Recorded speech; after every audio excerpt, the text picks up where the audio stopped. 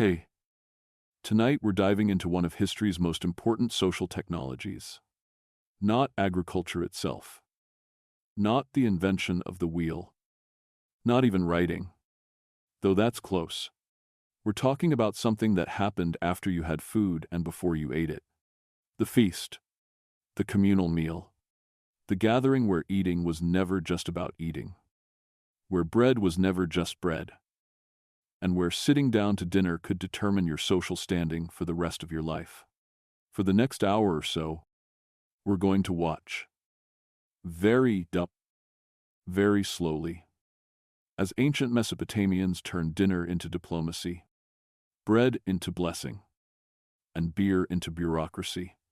We're going to explore why you wouldn't survive a single meal in ancient Mesopotamia. Not because the food would kill you, though food poisoning was certainly a risk, but because every bite was a contract, every cup of beer was a bond, and every moment at the feast was a performance where one wrong move could destroy your family's reputation for generations. If you're enjoying this, a quick like or subscribe would be amazing.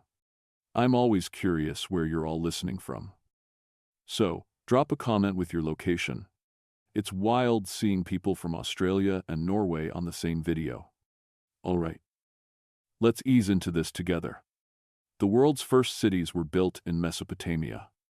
Uruk, Ur, Babylon. Names that echo through history with the weight of civilizations that invented writing, mathematics, astronomy, law. But these cities weren't held together by walls or laws alone. They were held together by meals. Shared meals, communal feasts that took days to prepare, hours to serve, and created obligations that lasted generations.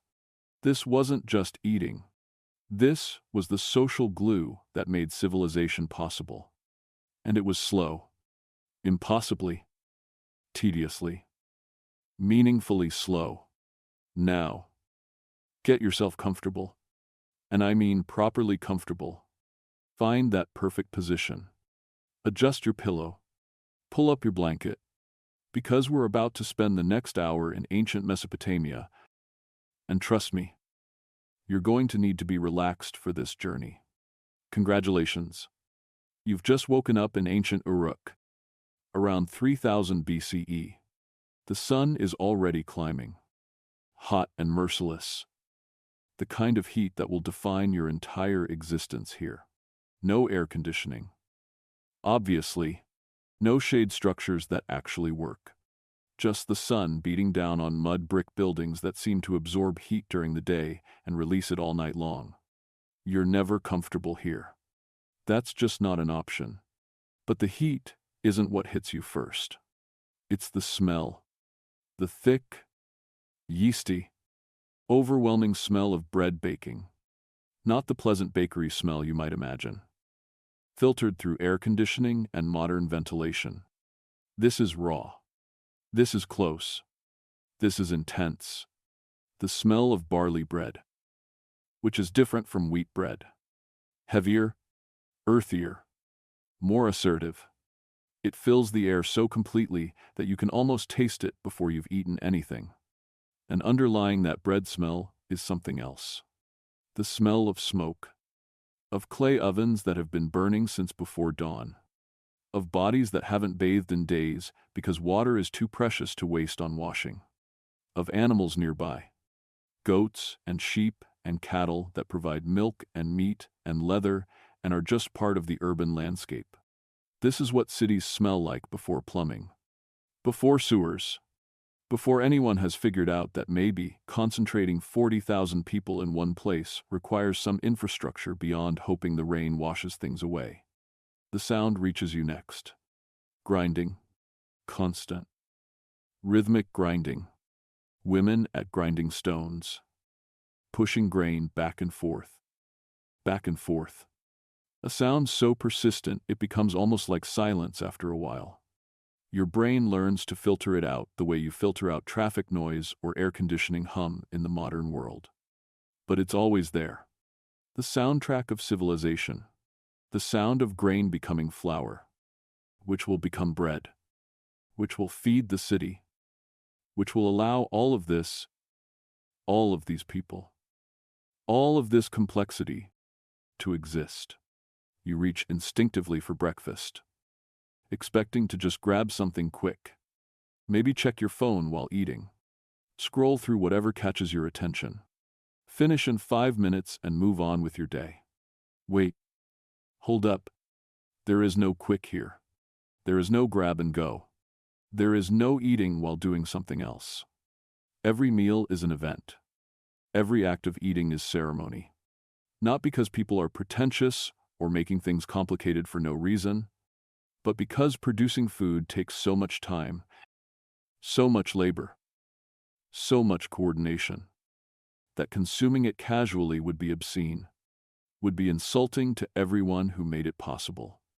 You're in Uruk, around 3000 BCE, the world's first true city, 40,000 people living in one place, which doesn't sound like much compared to modern cities of millions. But it represents a concentration of humanity that's completely unprecedented in human history. For most of human existence, people lived in groups of maybe 100, maybe 200 if resources were good. Now there are 40,000 of you, all needing to eat. Every single day, rain or shine, harvest or drought, peace or war, 40,000 stomachs demanding to be filled. And someone has to organize this. Someone has to decide who eats what, when, with whom. Someone has to manage the storage of grain, the distribution of rations, the allocation of feast portions. Someone has to keep track of who contributed what to the temple stores, who owes what labor, who attended which feast and brought what offering. Welcome to the birth of bureaucracy. It starts with lunch. It starts with the fundamental problem of feeding a city. And it creates systems of record-keeping and administration and hierarchy that will define human civilization for the next 5,000 years. Aman approaches you, one of the temple administrators. Judging by his slightly better quality tunic, he doesn't ask if you're coming to the feast. He informs you that you're expected. The temple is hosting. Your neighborhood is attending. The alternative to going isn't just staying home and having a quiet evening. The alternative is social death, is exile from the community networks that determine whether you get help during hard times, whether your children find good marriages, whether anyone remembers your name after you're gone. So you'll go? Obviously you'll go. But first, you need to understand what you're walking into. Because a Mesopotamian feast isn't like a modern dinner party where you show up, eat some food, make small talk, and go home. This is theater. This is politics. This is religion and economics and social hierarchy, all performed simultaneously through the medium of shared eating. And you need to learn the rules quickly, because nobody's going to explain them to you. They expect you to already know. They expect you absorb this through osmosis, through attending dozens of feasts throughout your life, through watching and learning the unspoken codes that govern who sits where and who eats what and who speaks when. But you didn't absorb this, because you're not from here. So, let's back up. Let's start with how this feast came to exist. Because feasts don't just happen. They don't spontaneously generate from goodwill and surplus food. They accumulate, like water collecting in a basin. Drop by drop. The feast gathers ingredients and labor and anticipation over days that stretch into weeks for major celebrations.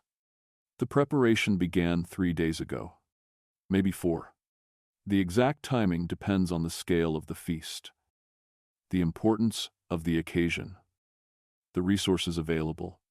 For a major temple feast like the one you're about to attend, 3 days minimum, 3 days of work by dozens of people, all coordinating their efforts, all contributing labor that they'll expect to be reciprocated at some future feast they host or attend.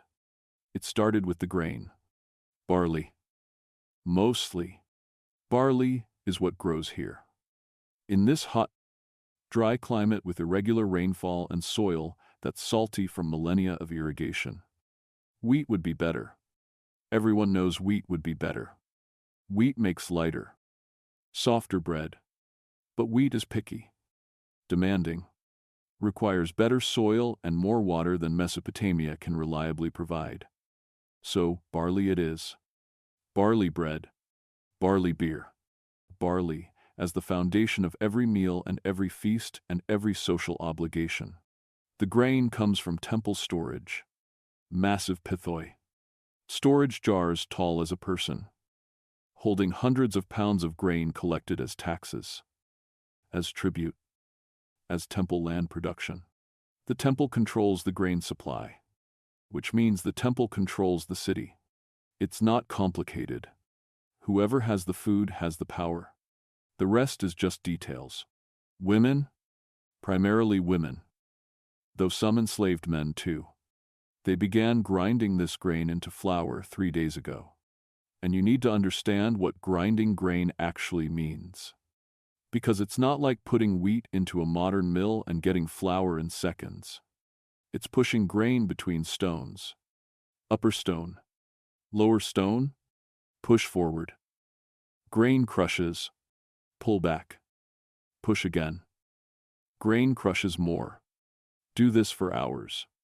For an entire day, if you're preparing feast quantities. Your arms ache. Your back screams. Your hands develop calluses on top of calluses. And the pile of flour grows with glacial slowness. Imagine spending 4 hours pushing grain between stones. Back and forth. Back and forth. The motion so repetitive it becomes automatic. Your mind going somewhere else entirely just to cope with the tedium. Your arms move. Your back bends and straightens. But your thoughts are elsewhere. On your children, on your husband who may or may not come home from the irrigation project he's working on the neighbor who insulted you last week, on anything except the grain turning slowly. So slowly. Into flour. And this is just for bread. Just for the foundation of the feast.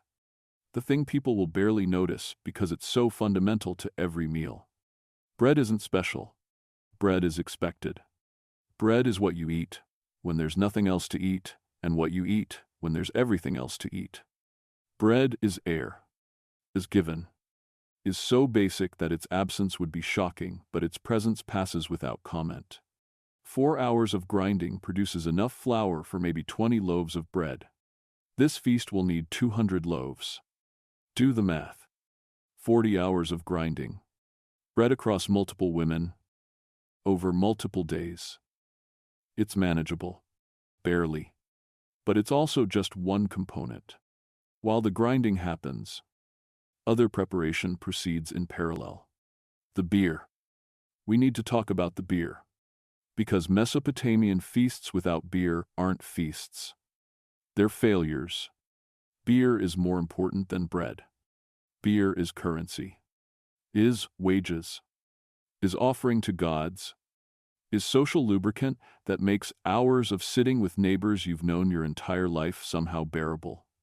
Beer is civilization in liquid form. And here's the thing. Making beer from barley takes at least a week. You start by sprouting the grain, getting it damp and keeping it damp while it germinates.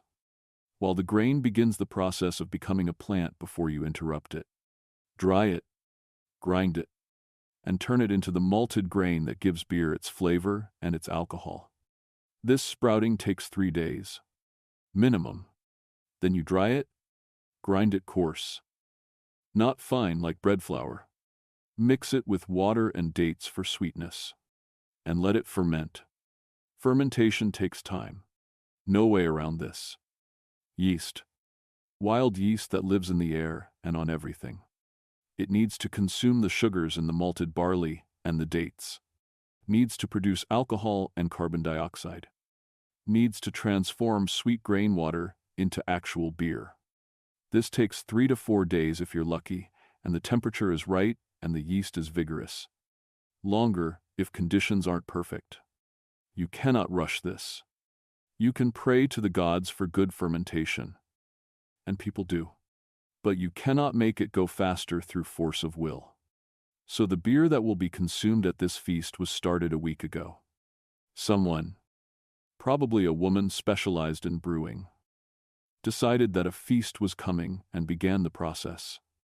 Sprouting grain, drying it, grinding it, mixing it, waiting, tasting periodically to make sure fermentation is proceeding correctly, that the beer isn't going sour or developing off flavors that would make it undrinkable. This tasting is an honor and a responsibility. Bad beer can kill people. Literally. Bacterial contamination. Botulism before anyone knew what botulism was. Organisms growing in the fermenting liquid that produce toxins fatal to humans.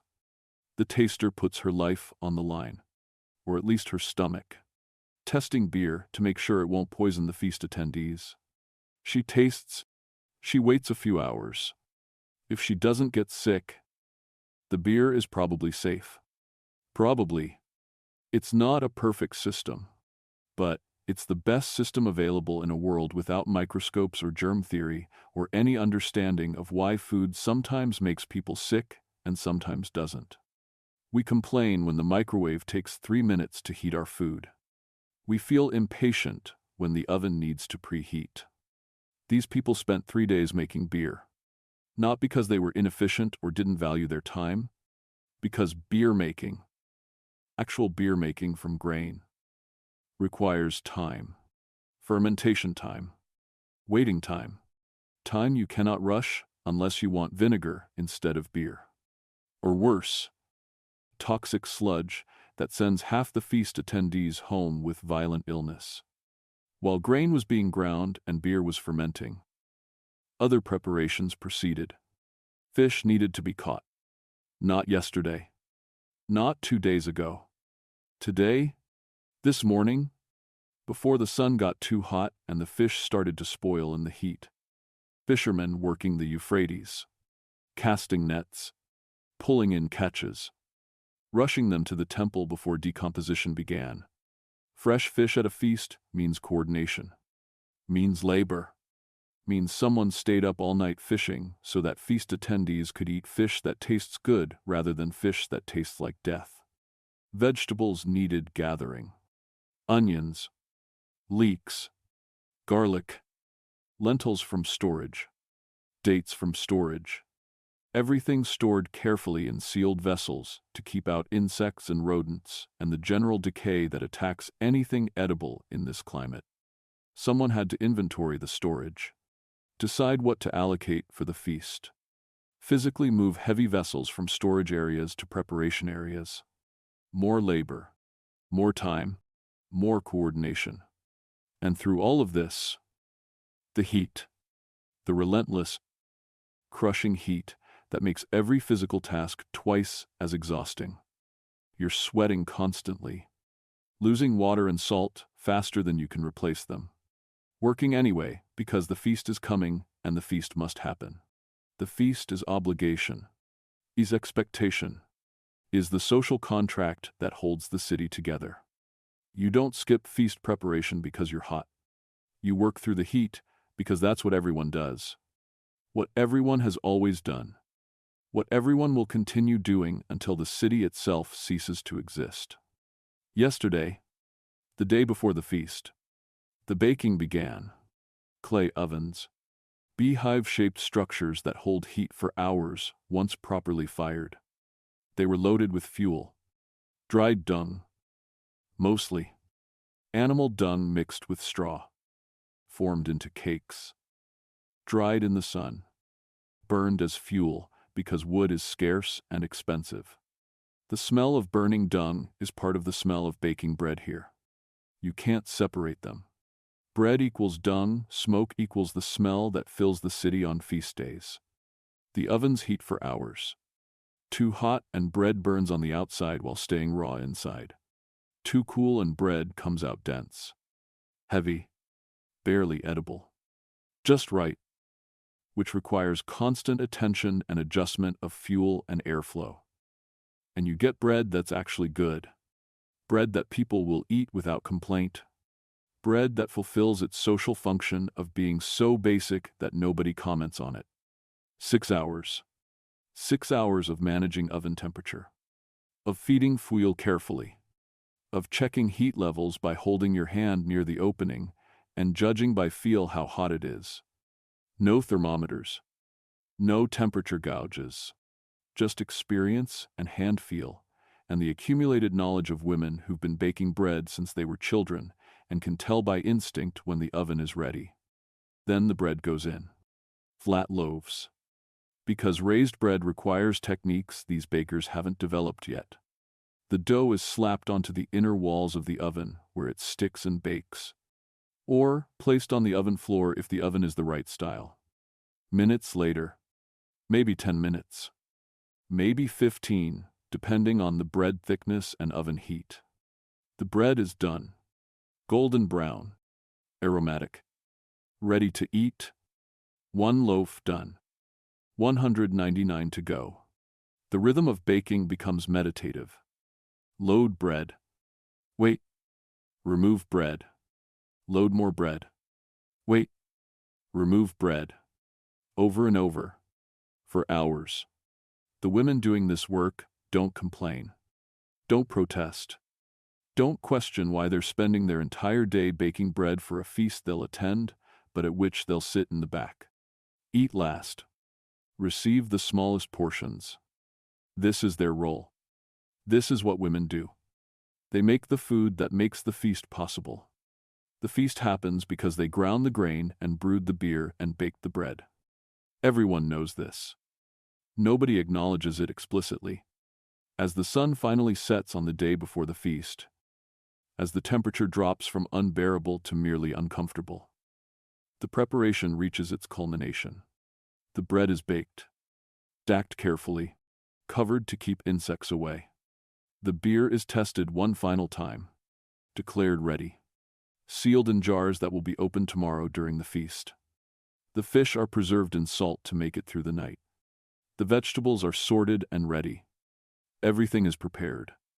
Days of labor by dozens of people have produced the material foundation for a feast that will last a few hours. Hours of eating, of drinking, of social performance and political maneuvering and religious observance, all made possible by this invisible labor. This is civilization. This is what cities do. They take the simple act of eating and make it so complicated that it requires professional administrators, specialized workers, detailed planning, days of preparation, and then they pretend that the feast is spontaneous, is generous, is a gift from the temple to the community rather than an elaborate system of labor extraction and social control. You lie down to sleep. If you can sleep in this heat, knowing that tomorrow you'll attend the feast. You'll sit where you're told to sit. Eat what you're given. Perform the social rituals expected of you. You'll do this because everyone does this. Because the alternative isn't rebellion or resistance. The alternative is exile, is being cut off from the social networks that make survival possible in a city of 40,000 people. As you drift towards sleep, you hear, faintly, the sound of grinding stones. Someone is still working, still grinding grain. Because there's always more grain to grind, more bread to make, more feasts to prepare for. The work never ends. The obligations never cease. This is the price of civilization. This is what it costs to live in a city, to be part of something larger than yourself, to participate in the complex web of relationships and duties and expectations that makes urban life possible. And tomorrow, at the feast, you'll see the result. You'll see what all this labor produces. You'll see the social machine in action, converting grain and fish and beer into relationships, into hierarchy, into the invisible structures that organize 40,000 people into something resembling a coherent society. You'll see it. You'll participate in it. You'll contribute to it. And then, in a few months, you'll do it all again. Because the feast is never one feast. It's an endless cycle of preparation and performance and obligation, repeated over and over, generation after generation, until the cycle itself becomes culture, becomes identity, becomes the way things are done and have always been done and will always be done. The grinding stones fall silent. Finally, someone has ground enough flour. For now, tomorrow the work begins again. But tonight, for a few hours, there's rest. Tomorrow, there's the feast. Tomorrow, you'll learn what it actually means to eat in ancient Mesopotamia. What it costs, what it creates, what it destroys. Tomorrow, you'll understand why civilizations are built on bread and beer, and the whispered rituals that transform eating into obligation. Morning arrives not gently but insistently. The sun doesn't ease into the sky here. It climbs fast and hot, announcing its presence with heat that penetrates the mud brick walls of your shelter before you've fully opened your eyes. You've been awake for a while already, lying still, reluctant to begin the day, because beginning the day means attending the feast, and attending the feast means performing, constantly performing, for hours, in the presence of everyone who matters in your social world. You rise because everyone rises, because staying home isn't an option, and even if it were, the social cost would follow you for months, years, possibly. The woman who didn't attend the temple feast, the family that thought themselves too good, or too aggrieved, or too something to participate in communal obligations. That story would be told and retold until it became part of your identity, eclipsing everything else about you. The reality of feudalism, or whatever we want to call this early system, hits you right in the face. You're not exactly excited about spending the entire day watching other people eat first while your stomach growls. But you're going anyway. Because that's what survival looks like when you live in a city of 40,000 people who all need to figure out how to coexist without killing each other. The courtyard where the feast will be held is already filling when you arrive. Not because you're late. You're actually early, arriving as the sun is still low, before the heat becomes truly oppressive. But others are earlier still, the most punctual, the most eager to demonstrate their devotion, or perhaps just the most anxious about securing good positions. They're already here, standing in loose groups, making the kind of small talk that fills time without requiring actual communication. You take your place. Not just anywhere. There's a geography to this gathering, an unspoken map of who stands near whom. Family groups clustered together, maintaining their identity as units even within the larger crowd. Neighbors from your district form a loose association, not quite organized but definitely present as a recognizable group. And carefully, very carefully, people maintain distance from those they're in conflict with. Not obvious distance. That would be insulting. An open declaration of hostility. But enough space that they won't be forced into conversation. Won't be trapped in awkward proximity for the hours ahead. You watch people arriving. This is anthropology in real time. This is seeing social structure made visible through the simple act of people choosing where to stand. The wealthy merchants arrive and immediately command space. Other people shifting slightly to accommodate them, to give them room that nobody explicitly offered, but everyone provides. Temple officials enter and the crowd parts. Not dramatically. Not like some biblical sea-parting miracle.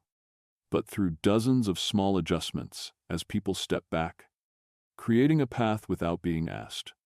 Children run. Briefly. Before parents catch them and pull them back with sharp whispers about appropriate behavior. This isn't a playground. This is serious. This is where reputations are maintained or destroyed, where alliances are displayed, where every action is observed and judged and remembered. Children need to learn this. Need to understand that their behavior reflects on their entire family, So they're grabbed, corrected, told to stand still and be quiet and watch the adults to learn how proper people behave. The waiting begins. The feast doesn't start when the food is ready. Everyone knows the food is ready. You can smell it: bread, fish, the yeasty tang of beer being opened. The food has been ready since before dawn. But the feast doesn't start when the food is ready. It starts when the appropriate official decides the appropriate moment has arrived. This could be minutes from now. This could be hours. Nobody knows. Everyone waits. And here's the thing about this waiting. This isn't passive. It's not like standing in line at the DMV where you can zone out and check your phone. This is active social work.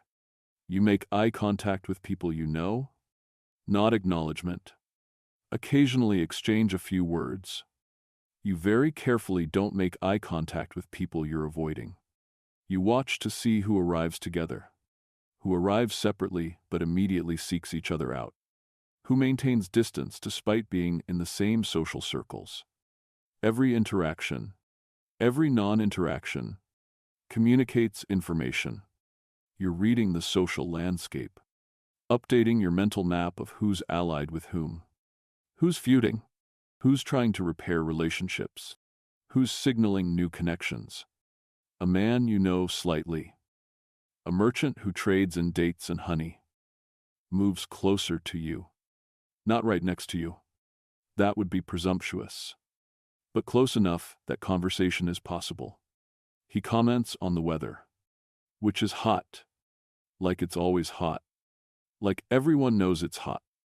You agree that yes, it's hot. This is small talk elevated to art form. You're not talking about weather. You're establishing that you're willing to be seen talking to each other. That whatever happened last year when his cousin accused your brother of shortchanging him on a pottery order hasn't created permanent hostility between your families. More people arrive. The courtyard fills. 40, 50, 60 people. Maybe more. You're not counting. Nobody's counting. But you're aware of the density, of the way the crowd is reaching capacity, of how much longer you'll be able to maintain personal space before the crush becomes uncomfortable.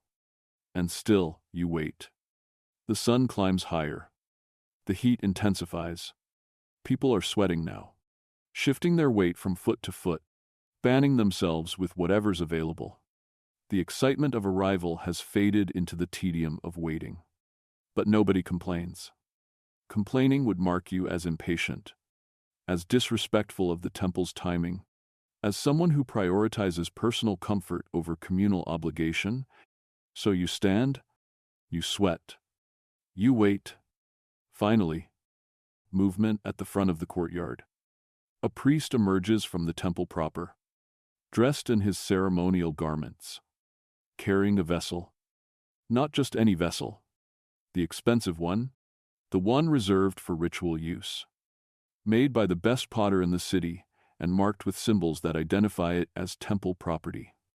This is the libation vessel. This is how the feast will begin. Not with eating, but with offering. The crowd quiets immediately. The chattering stops. Parents grab children more firmly. Everyone turns their attention to the priest. He stands at the small altar, raises the vessel, and begins to chant. In Sumerian, which is ancient even now, a liturgical language that few people actually understand conversationally, but everyone recognizes as the language of ritual, of communication with the divine. The words wash over you. You don't understand them. Not really. You know this is a hymn to Inanna, the goddess of fertility and war, and a dozen other things, including apparently feasts. The goddess who ensures abundance, who makes the barley grow, who blesses the beer with fermentation, who watches over communal gatherings and either smiles or frowns depending on whether proper respect has been shown. The priest is invoking her, asking her blessing, offering her the first portion of the feast that's about to begin. He pours beer from the vessel onto the ground. Expensive beer. beer that cost 3 days of labor to make, beer that could feed, or rather, intoxicate several people. It soaks into the earth in seconds. The goddess has received her portion. Or, the ground has received beer, while everyone pretends it's gone to the goddess. Either way, the ritual is complete. The invisible beings who supposedly govern the cosmos have been honored. Now the humans can eat. But wait, there's more ritual first. Because of course there is. A priest brings forward a loaf of bread. Not ordinary bread. Special bread. Made with the finest flour, sifted multiple times to remove any bran or coarseness. Baked in a special mold that gives it a shape that signifies its sacred purpose. This bread probably took 8 hours to make from start to finish. 8 hours for one loaf. And it's being placed in front of a statue. A statue of Inanna, gold-plated, wearing elaborate jewelry, seated in a position of honor at the head of the courtyard. Everyone bows. You bow. You watch the statue. The statue does not eat the bread. This doesn't surprise anyone. Nobody actually expects the statue to eat. But the ritual requires the offering, requires the performance of presenting food to the divine before humans can consume it. The bread will sit there for the duration of the feast. And then later, much later, priests will consume it. Because food offered to gods can't just be wasted, can't be thrown away. So it passes to the priests who serve as intermediaries between human and divine. The waiting continues, but now with a different quality. Now you're waiting not for the feast to begin, but for your turn to eat. Because eating doesn't happen all at once. Eating happens in waves, in carefully orchestrated order, in a sequence that makes visible the entire social hierarchy of the city. The priests eat first. This surprises no one. They're closest to the gods. They organize the feast. They control the food supply. Of course they eat first. They seat themselves. Or rather, they were already seated. On actual chairs, which is luxury most people never experience. Chairs are expensive, are marks of status, are furniture that announces important people sit here. Servants bring them food. And what food? Meat, which most people see maybe once a month if they're lucky. Roasted goat, the smell making your mouth water despite the heat. Despite the long wait. Despite everything. White bread, that specially sifted bread that's soft and light and takes twice as long to make as regular bread. Date wine, which is expensive, which is imported, or at least made from imported dates, which is sweet and strong and signals wealth and connections. They eat slowly, not because the food is too hot or they're not hungry, but because eating slowly is dignified. Rushing would be undignified, would suggest they're peasants who don't know better, who grab at food like animals. So they eat with deliberate slowness, taking small bites, pausing between mouthfuls, conducting quiet conversations while they eat, performing their status through the unhurried consumption of the best food available. You watch this. Everyone watches this. This is part of the feast. Watching the hierarchy made visible through food distribution. You're not resentful. Exactly. You're not shocked or outraged. This is how things work. This is how things have always worked. Priests eat first and best. That's the price of their intercession with the gods. Their management of temple resources. Their literacy and education and specialized knowledge. Or at least, that's how it's explained. That's the official story. Whether you believe it or question it quietly in your own mind, you keep that to yourself and watch them eat. The second wave begins. Skilled workers. The ones whose labor makes the city function. Scribes who can read and write cuneiform. Master potters whose work is sought after across the region. Successful merchants who trade in valuable goods. They're called forward. Not all at once. but in small groups, directed by temple attendants who know exactly who belongs in which category, who's earned the right to eat in the second wave. They don't get chairs. They sit on mats, woven reed mats that provide minimal cushioning against the hard ground but at least mark out defined spaces for eating. They receive portions noticeably smaller than what the priests got. Same types of food, but less of it. A smaller piece of meat, less white bread, watered wine instead of full strength. The message is clear. You're important. You're valued. You're necessary to the functioning of the city. You're just not as important as priests. They eat. You watch. More waiting. But you're hungry now. Actually hungry. Because you skipped breakfast, knowing you'd eat at the feast. And watching other people eat while you stand and wait is activating every instinct that says food. Want food. Need food. You control yourself. Everyone controls themselves. Grabbing at food. Demanding to be served. Showing visible signs of hunger-driven impatience. These would all be terrible breaches of proper behavior. The third wave. This is where you are. The broad middle of urban society. People who work with their hands but aren't enslaved. People who own small amounts of property. People who participate in city life without controlling any significant portion of its resources. The majority, the people who make everything work through the aggregate of their small contributions. You're called forward.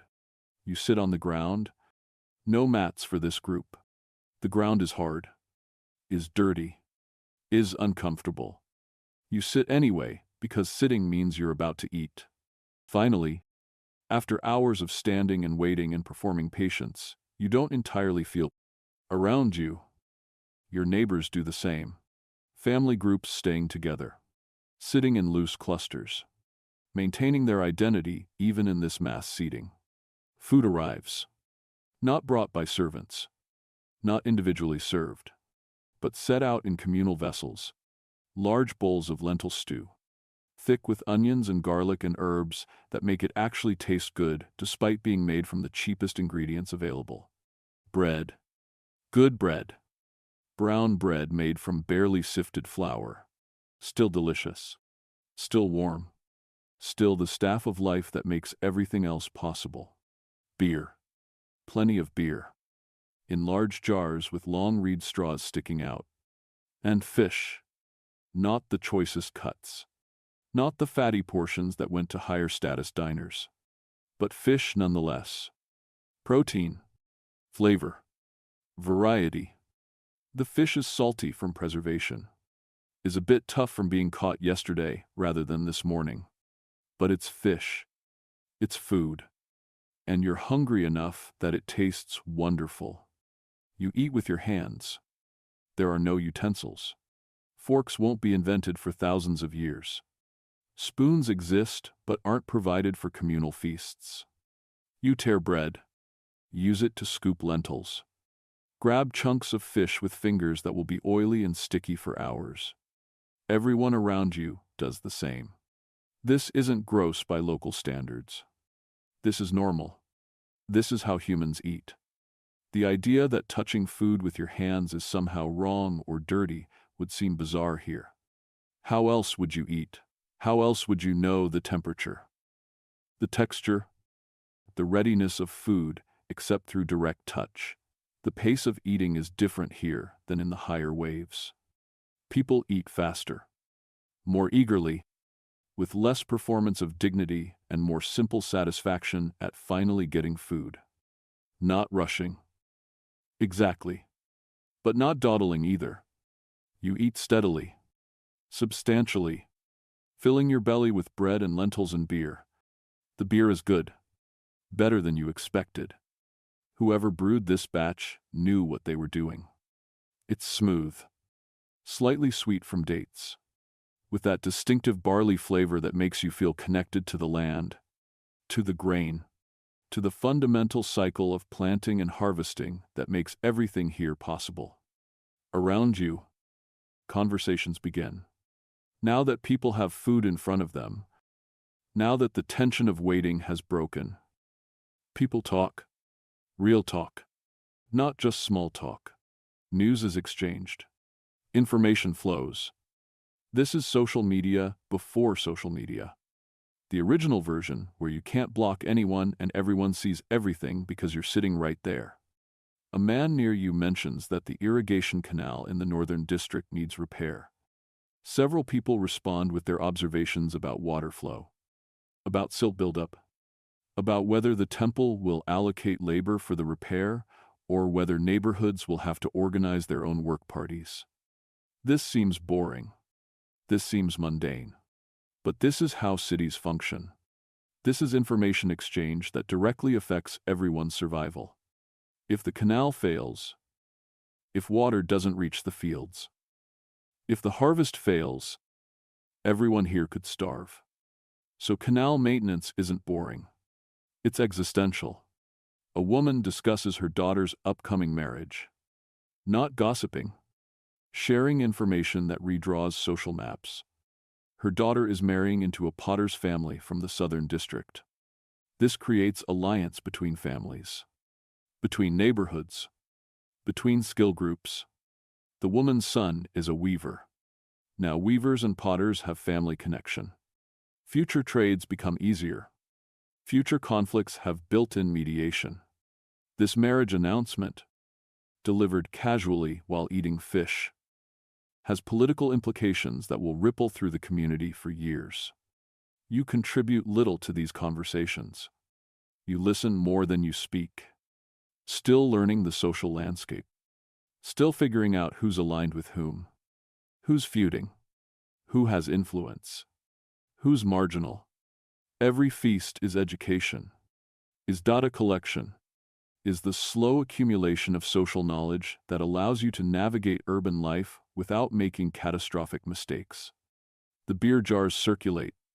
You don't drink from individual cups. The beer is in large jars and everyone shares. Long reed straws stick out of each jar and people take turns drinking. You put your mouth where other people's mouths have been. You share saliva. Share whatever illnesses might be circulating. Share the intimate act of drawing liquid from the same source. This isn't unhygienic by local standards. This is community. This is trust made physical. This is literally sharing the same source of nourishment, the same intoxication, the same moment of consumption. You drink deeply. The beer is good. The beer is making the heat slightly more bearable, is making the hard ground slightly more comfortable, is making your neighbors slightly more interesting. You understand why beer is central to these feasts. Beer doesn't just provide calories and hydration. It provides the social lubrication that makes hours of sitting with the same people endurable. It creates the mild euphoria that transforms obligation into something approaching pleasure. Then it happens. The moment everyone will talk about for weeks. A young man from the Western District, clearly having drunk more beer than his body can process, stands abruptly. His family tries to pull him back down. Too late. He's already speaking. Loudly. Why do we bring offerings when the temple stores overflow? He shouts. His words slur slightly. My family starves while priests feast on meat daily. The entire courtyard falls silent. Not the respectful quiet of ritual, the shocked silence of social catastrophe unfolding in real time. Temple guards move toward him immediately. His father has gone pale. His mother is openly weeping. Everyone in his family group has instinctively shifted away from him, physically distancing themselves from his words. The head priest stands, not angry, not defensive, just disappointed, which is somehow worse. Young man, the priest says calmly. The temple manages grain for 40,000 people. Storage appears full because we plan for famine. Your family received seed grain 2 months ago. Did we not provide? The young man's bravado crumbles. He sits down heavily. His father is already mouthing apologies, making placating gestures. The damage is done. Though, This family just became a cautionary tale. The family whose son insulted the temple at the harvest feast. That story will follow them for years, possibly generations. You watch the entire sequence with horrified fascination. This is what happens when you break the rules. When you speak what everyone thinks but nobody says. When you challenge authority in the one space where authority is absolute. The feast continues. But the atmosphere has shifted. People are quieter now, more careful. The young man sits in his family group, head down, understanding perhaps for the first time that his moment of drunken honesty just cost his family more than any amount of grain could repay. After an awkward pause, a temple official stands and announces that anyone who wishes may bring forward offerings.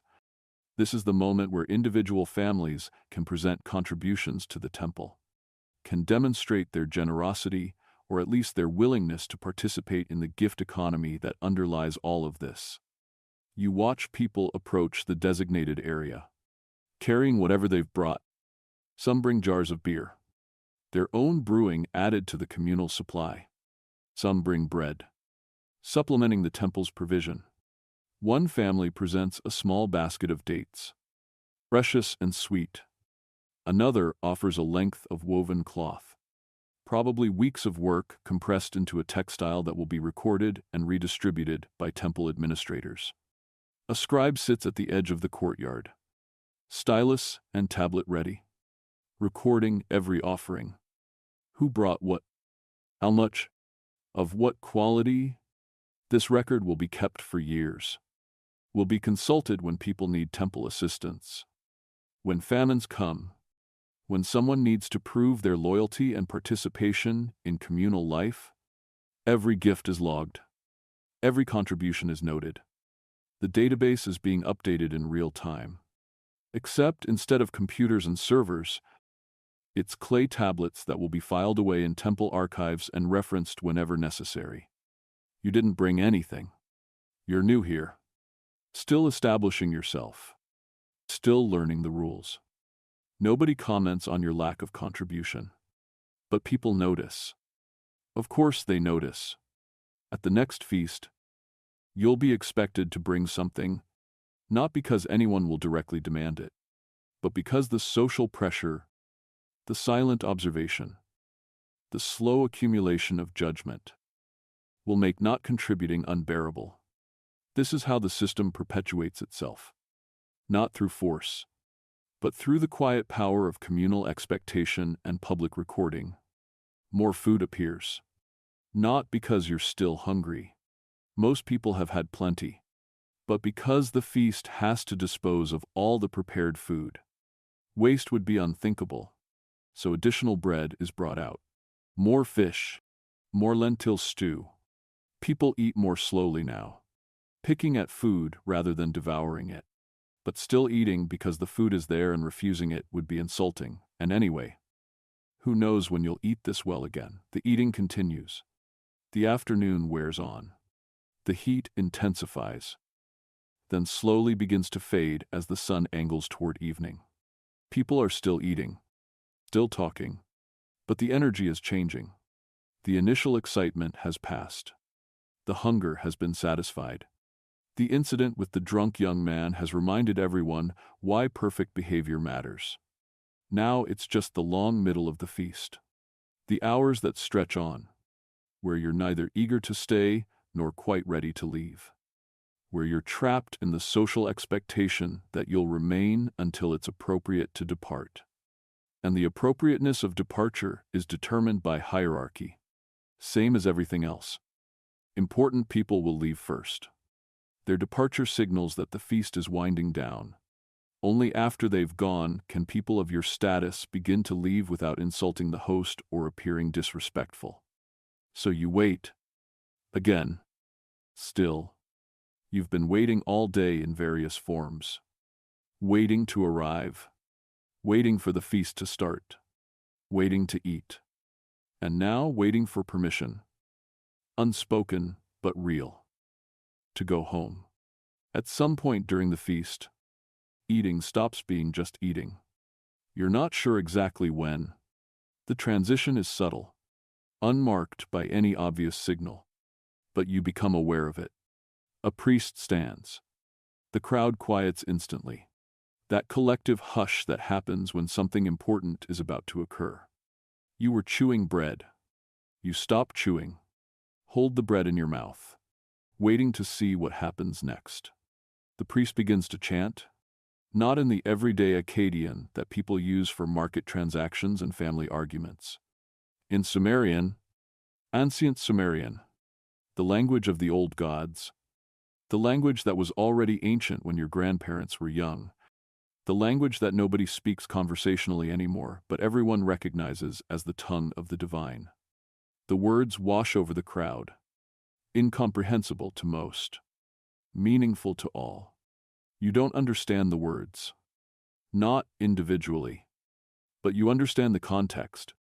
This is a hymn to Inanna, the great goddess, the queen of heaven, the mistress of fertility and warfare, and apparently also communal feasts. The goddess who makes barley grow and beer ferment and communities cohere.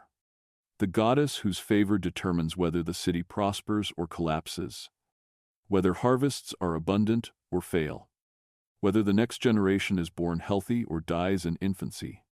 The priest's voice rises and falls in patterns that feel ancient, that feel rehearsed over centuries, that feel like they connect directly to something fundamental about being human in this place. You don't need to understand the words. You need to feel the weight of them, the seriousness, the connection to forces beyond the immediate, beyond the mundane business of eating and drinking and maintaining social status. Everyone bows their heads. You bow yours. Some people, you notice, seem genuinely moved, genuinely transported by the moment. Their eyes closed, their faces composed in expressions of reverence that look real rather than performed. Other people maintain appropriate, respectful postures while their eyes stay alert, watching the crowd, calculating social positions, thinking about whatever practical concerns occupy their minds beneath the veneer of piety. You're somewhere in between, not deeply spiritual, not coldly calculating, just present, participating in a ritual that's larger than any individual's belief or disbelief. The ritual works not because everyone believes it, but because everyone performs it. The performance itself is the power, the collective act of acknowledging something beyond individual concerns. Even if that acknowledgement is purely social rather than genuinely spiritual. This is religion. You realize this is how it actually functions. Not through individual conviction necessarily, but through collective participation, through the agreement that yes, we will all bow our heads when the priest chants. We will all maintain silence during sacred moments. We will all perform reverence regardless of our private thoughts. And through that collective performance, something emerges. Call it social cohesion. Call it divine favor. Call it whatever you want. But something happens when 40 people simultaneously agree to treat a moment as sacred. The hymn lasts perhaps 10 minutes. Perhaps longer. Time becomes strange during ritual. The priest's voice maintains its rising-falling pattern. The ancient words flowing in sequences that have been memorized and repeated by countless priests before him, creating a thread of continuity stretching back through time to the city's founding, to the first temples, to the moment when humans decided that invisible forces governed their fates and those forces needed to be acknowledged, honored, appeased. When the chanting ends, the silence lingers for a moment. Nobody wants to be the first to break the sacred atmosphere, to return to the mundane business of eating and drinking. Then someone coughs. Another person shifts position, and the spell breaks. Life resumes. People return to their bread and beer. But something has shifted. The feast has been transformed. Briefly, from social obligation into religious observance. And that transformation matters. Even if you can't quite articulate why, Your attention turns to the foods themselves, not just as sustenance, but as symbols, as carriers of meaning beyond mere calories. The dates. For instance, you've eaten dates at this feast. Sweet and sticky. A luxury that most people access only at feasts or during illness when their medicinal properties are needed more than their flavor. But dates are sacred because date palms take 7 years to fruit. 7 years. Think about that. You plant a date palm sapling and you wait. You water it. You protect it from animals and weather and human interference. You maintain it through seasons and years. And only after 7 full cycles of planting and harvesting other crops does the date palm finally produce fruit. This makes dates inherently sacred. This makes them metaphors for everything good that requires patience. Which is everything. Really, everything worth having takes time. The date palms themselves are called the tree of life in hymns and prayers. They provide not just fruit but wood for construction, fronds for weaving, fiber for rope, shade for smaller plants. They're the foundation of oasis agriculture. The reason humans can survive in this hot, dry landscape, and they take 7 years to establish. 7 years of faith that, yes, this investment will pay off, that patience will be rewarded, that the cosmos operates on principles that reward those who wait. Eating dates at the feast isn't just eating sweets. It's consuming concentrated patience. It's participating in a cycle of growth and harvest that spans years. That connects you to farmers who planted palms before you were born, whose labor you're now enjoying, whose faith in the future made your present consumption possible. Every date is a prayer to patience. Every bite is acknowledgement that good things come to those who wait. And 7 years is a long time to wait. Barley, too, carries sacred weight. Not because it takes 7 years. Quite the opposite. Barley is fast. Barley grows in a single season. Plant in autumn. Harvest in spring. But barley is sacred for different reasons. Barley is the reason cities exist. Barley grows here when wheat won't. Barley tolerates the heat, the salt in the soil from millennia of irrigation, the irregular flooding of the rivers. Barley is reliable in a way that wheat isn't. Wheat is better. Everyone agrees. Wheat makes lighter bread. Softer bread. Bread that doesn't sit heavy in your stomach. But wheat is picky. Wheat demands conditions that Mesopotamia can't consistently provide. So barley it is. Barley bread. Barley beer. Barley as the foundation of everything. You're not eating bread when you eat barley bread. You're consuming compressed civilization. You're eating the grain that made cities possible. That allowed 40,000 people to live in one place. That created the agricultural surplus that freed some people to become priests and scribes and potters instead of everyone being farmers. Barley is the reason you exist in this city, rather than living in a small agricultural village, growing your own food. Barley is the foundation. Everything else builds on barley. The fish you ate carries its own significance. Fish from the Tigris and Euphrates. The twin rivers that define this land, that make agriculture possible through their flooding, that provide water for irrigation and drinking and the occasional bath. Fish are abundance made visible. Fish require no planting, no cultivation, no harvest labor. They simply exist in the rivers, free food for anyone with nets and time. But fresh fish at a feast signals more than just protein availability.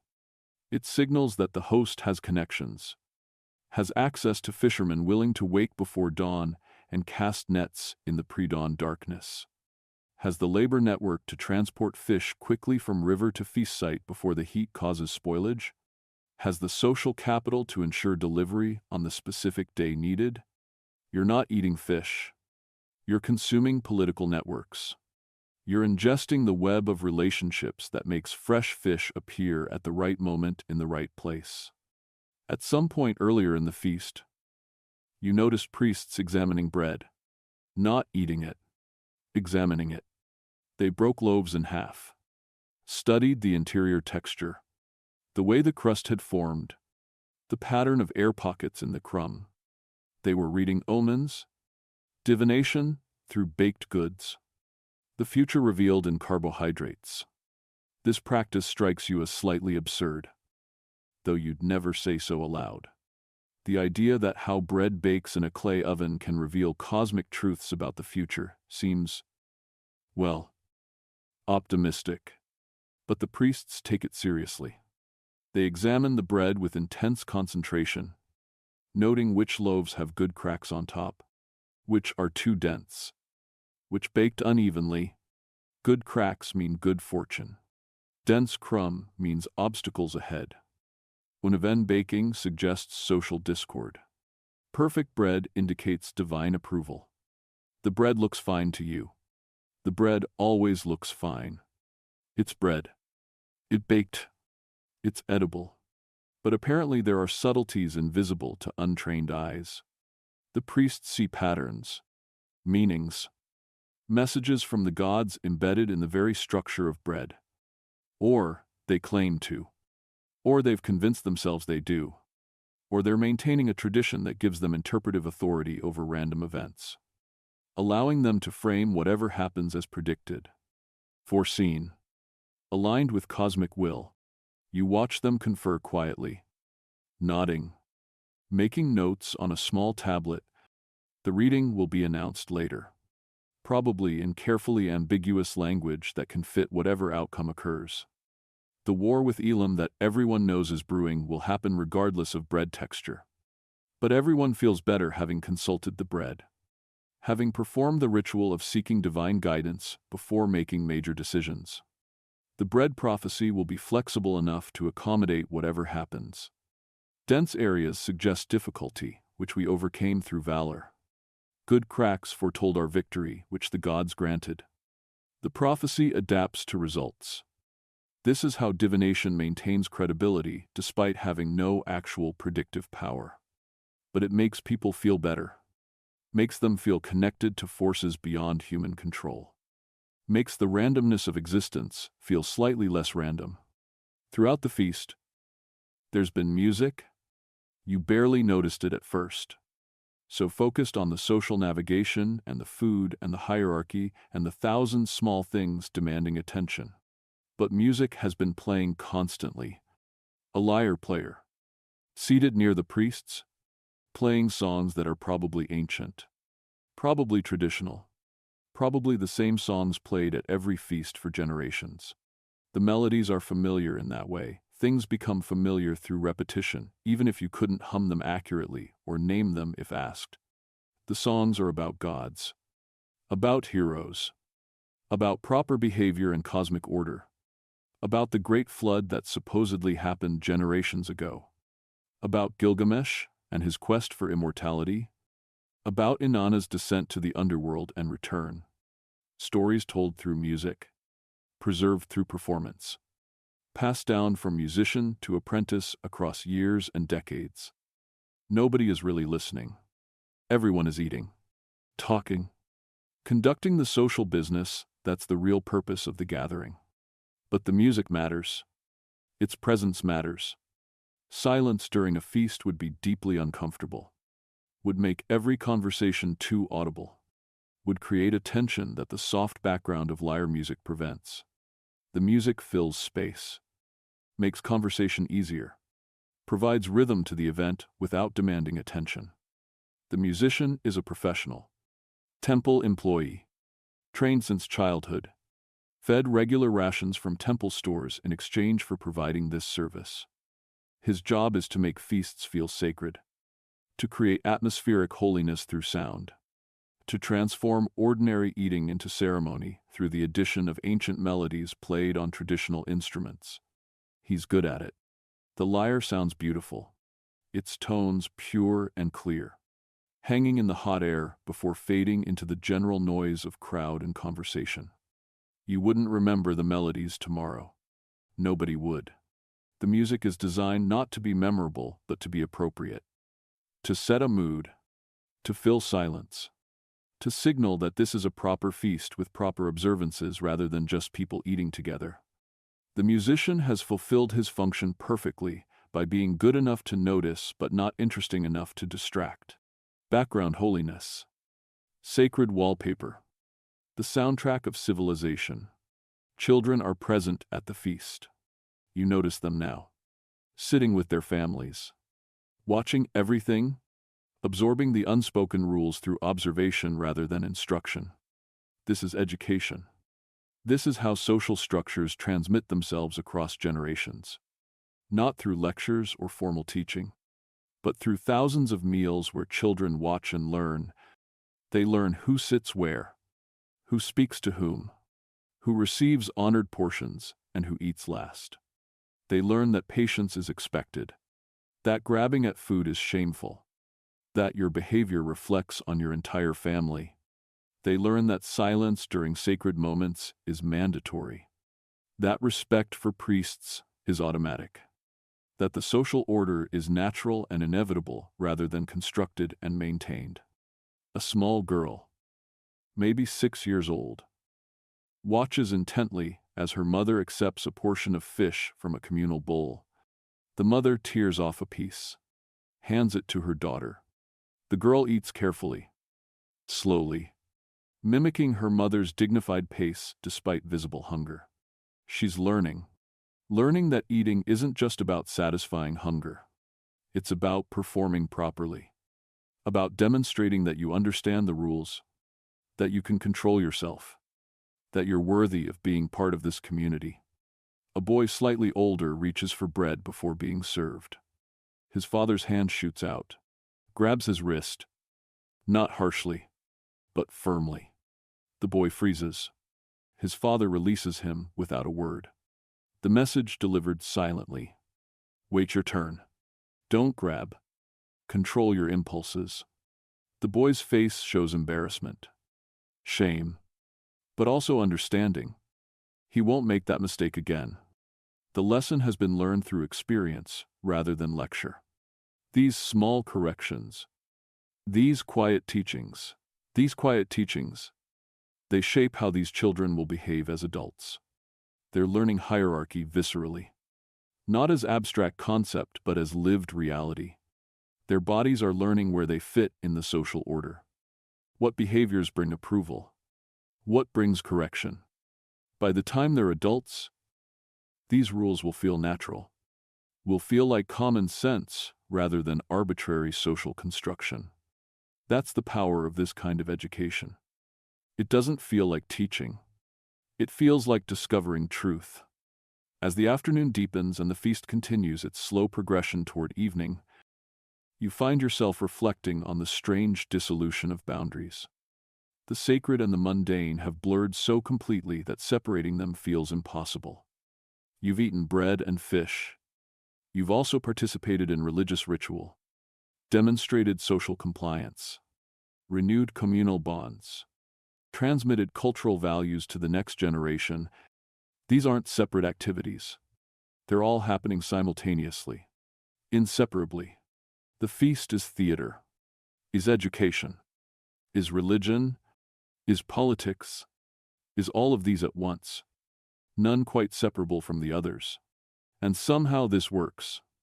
This messy, complicated, overlapping system of meaning-making actually functions to hold a city together, to organize 40,000 people into something resembling a coherent society.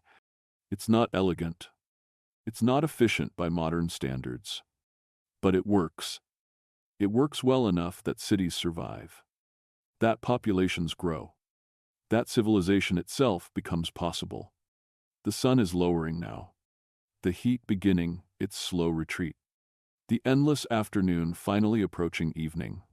People are tired, sated, ready for this to be over, but trapped in the social necessity of remaining until the proper moment for departure.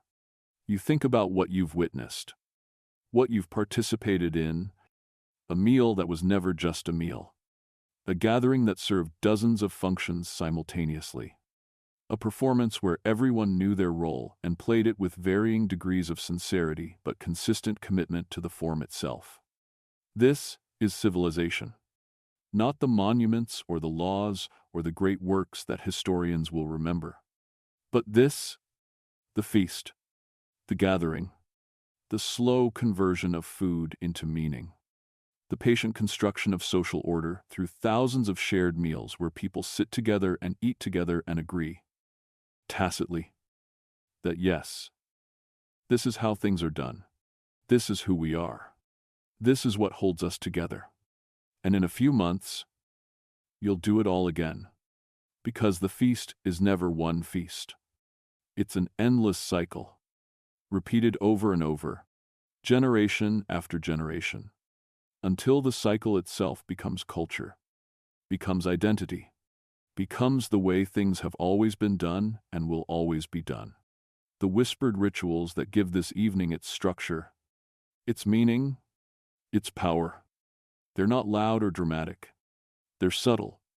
They're in the quiet moments between official proceedings, in the unspoken agreements that govern behavior, in the collective performance that transforms eating into something more than mere consumption.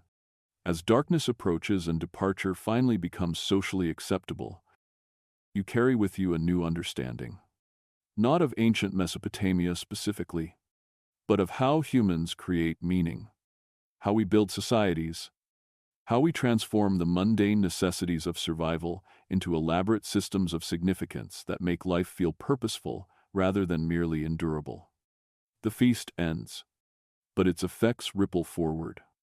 In obligations created, in relationships reinforced, in lessons learned by children who will grow up to teach their own children these same whispered rituals, these same quiet performances, these same ways of being human together in cities too large for everyone to know everyone else. The grinding stones will turn again tomorrow. The bread will be made.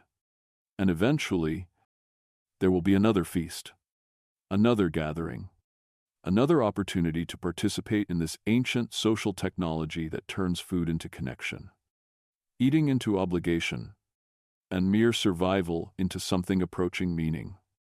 As the sun finally begins its descent and the crushing heat starts to ease, something shifts in the feast's atmosphere. The sacred portion is complete. The priests have finished their bread divination.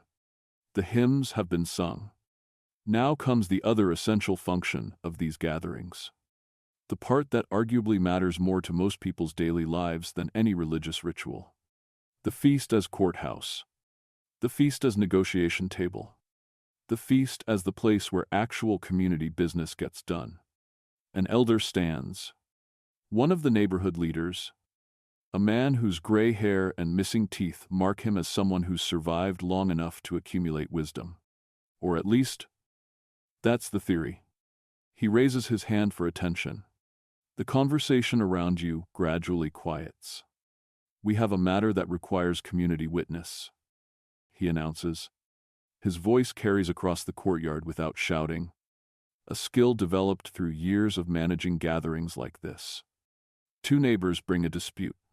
Let them speak. This is it. This is what you've been waiting for without quite knowing it. This is where the feast transforms from religious ceremony and social performance into something else entirely. Something more practical, more immediate, more consequential for everyone watching. Two men step forward from the crowd. You recognize them vaguely. Neighbors from the eastern section of the city. One is a potter. The other, you think, works in textile production. They don't look at each other as they move to the center of the space that's naturally formed, everyone else pressing back slightly, creating an arena. The dispute, the elder continues, concerns a wall, a boundary wall between properties. The potter claims encroachment. The weaver denies it. We will hear both sides. Then we will decide. A boundary wall dispute. You suppress a sigh. This could take hours. But then you notice how intently everyone around you is watching. How still the crowd has become. This isn't boring to them. This is critical. This is how property rights get defined, how conflicts get resolved, how the invisible lines that organize urban space get drawn and redrawn. The potter speaks first. His voice is steady, controlled. You can tell he's rehearsed this. For 20 years I have lived in my compound. He begins. 20 years, with my wall standing in the same place. 3 months ago, my neighbor began construction. A new storage room. The wall of this room extends past the boundary. 6 inches into my property. 6 inches of my land. Taken without permission. 6 inches. That's what this is about. You fight the urge to laugh. 6 inches of mud brick wall. But nobody else seems to find this trivial. They're all listening intently, weighing his words, judging his case. I asked him to correct this. The potter continues. To rebuild the wall in the proper place. He refused. So I bring this matter before you. Before witnesses. Let the community decide who is right. He steps back. The elder nods. And your response, he asks the weaver. The weaver steps forward. His jaw is set. Defensive. But trying to appear reasonable. I deny nothing. He says, I built a storage room. This is true. But the boundary has never been clear. There is no formal marker. No stone placed by official measurement. The wall I built follows what I believe to be the proper line. If anything, I have built within my own property, perhaps even 6 inches inside my boundary, not beyond it. Interesting. 2 completely opposite versions of reality, both delivered with confidence, both implicitly appealing to community memory and custom rather than any written record or official measurement. Do you have witnesses to the original boundary? The elder asks the potter. I do.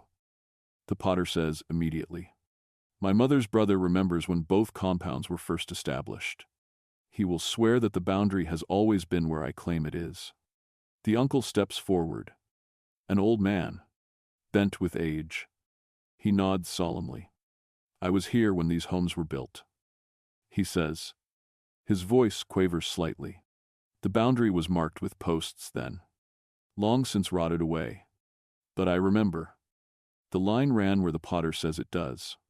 The weaver looks frustrated. And I have a witness as well. He counters. The stonemason who helped with my construction, he measured carefully, used traditional methods, consulted with elders before we began. He will testify that we built correctly. The stonemason steps forward. Younger, more vigorous in his defense. The boundary is ambiguous. He states, without formal markers, we must use traditional measurements. Distance from the street, relationship to the canal line. By these methods, the wall stands where it should. Perhaps the potter has forgotten the exact position over 20 years. Memory is unreliable. You watch this unfold with growing fascination. 2 witnesses, 2 versions of truth, both claiming traditional knowledge, both appealing to methods of measurement that are apparently flexible enough to support completely contradictory conclusions. The elder looks troubled. This is the problem with oral culture. With boundaries defined by memory and custom rather than written deeds and measured plots, everything becomes interpretation. Nothing is certain. Are there others who remember the original boundary? The elder asks the wider crowd. Several people shift uncomfortably. This is dangerous ground. Testifying means taking sides, means making enemies. But a few brave souls speak up. An old woman, I lived nearby then. I believe the boundary was, as the potter says. A middle-aged man, I helped carry materials when the compounds were built. The mason is correct. The boundary was never precisely defined. A younger woman, my grandmother told me stories about disputes in this area. Even then, this same boundary was unclear. The testimonies contradict each other.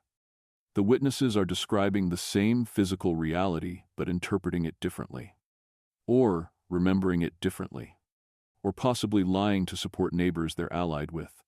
Welcome to justice in ancient Mesopotamia, where objective truth takes a backseat to social relationships and collective memory and the persuasiveness of competing narratives.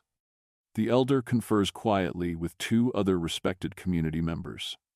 They lean close together, heads nearly touching, speaking in whispers that don't carry. This deliberation takes several minutes. The crowd waits patiently. You notice people eating while they watch, drinking beer, making quiet comments to their neighbors. This is entertainment as much as it is judicial proceeding. Finally, the elder straightens, addresses both men. The boundary is unclear. He pronounces, "This much is certain. Both of you have some justification for your positions. Therefore, we propose this solution.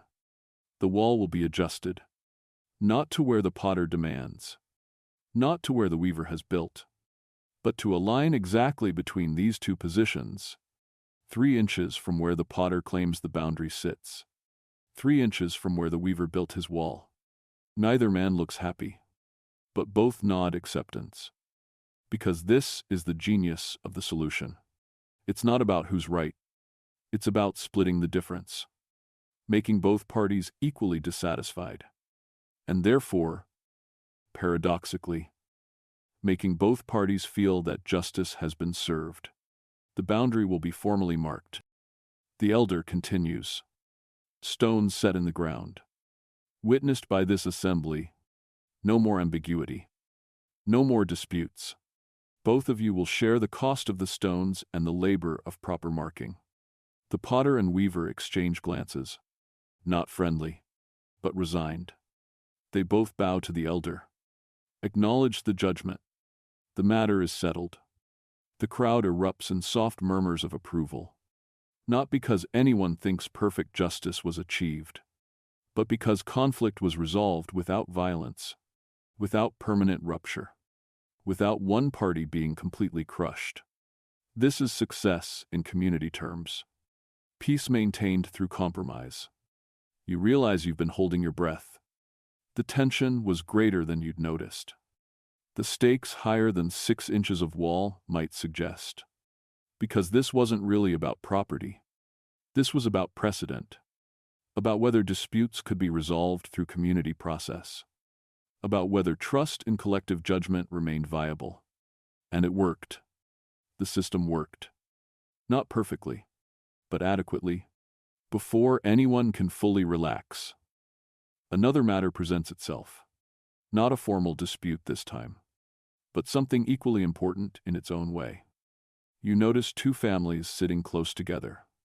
Closer than coincidence would place them. They've been speaking quietly throughout the feast. And now their conversation is becoming more visible, more deliberate. Marriage negotiation. You recognize it, even though no formal announcement has been made.